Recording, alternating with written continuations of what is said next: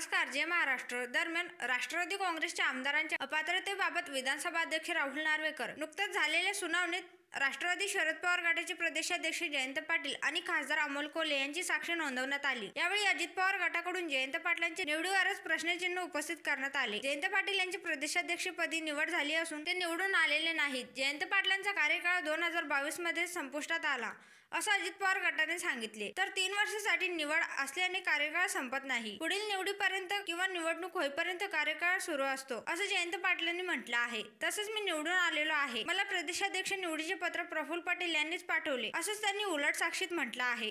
तुम्ही पक्षात कुठल्या पदावर होता आणि तुमची निवड कशी झाली असा सवाल अजित पवार गटाच्या वकिलांनी जयंत पाटलांना केला. त्यावर मी प्रदेशाध्यक्ष पदावर होतो. 2018 मध्ये निवडणूक झाली, त्यात माझी प्रदेशाध्यक्ष म्हणून निवड झाली. 2022 मध्ये राज्य पदाधिकारी निवड प्रक्रिया सुरू होती. राष्ट्रीय पातळीवर इतर राज्यातील निवडणूक प्रक्रिया पूर्ण झाली होती. राष्ट्रीय पातळीवर शरद पवार यांची राष्ट्रीय अध्यक्ष म्हणून निवड झाली. माझे निवडीचे पत्र प्रफुल्ल पटेल यांच्याकडून मला मिळाले असं साक्षीत पाटलांनी सांगितले.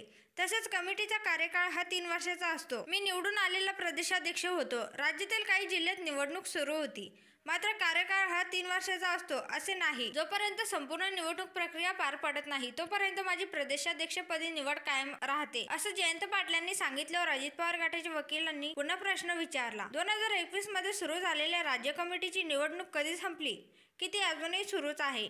त्यावर ही प्रक्रिया सुरू आहे. काही लोक पक्षातून बाहेर गेल्यानं प्रक्रिया पूर्ण झाली नाही, त्यामुळे राज्य कमिटी निवडणूक रखडली आहे. पक्षाच्या घटनेनुसार अस्तित्वात असलेली सर्व पदे राज्याच्या निवडणुका पूर्ण होईपर्यंत सुरू राहू शकतात असे जयंत पाटलांनी सांगितले. दरम्यान नुकतंच झालेल्या सुनावणीत जितेंद्र आव्हाड यांनी पक्षांतर्गत निवडणुका झाल्या असून त्याचे पुरावे असलेली कागदपत्रे कपाटातून गायब करण्यात आली आहेत. ज्या 2 व्यक्तींवर जबाबदारी होती त्या व्यक्तींनीच पक्ष सोडून गेल्याचा आरोप आव्हाड यांनी केला आहे.